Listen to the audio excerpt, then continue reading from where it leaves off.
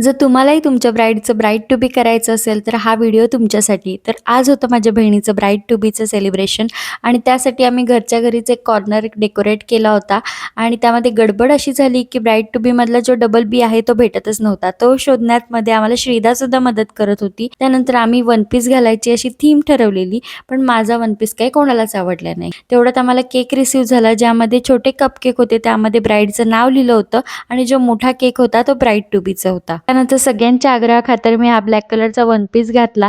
त्यानंतर आमच्या छानपैकी ब्राईडची एंट्री झाली.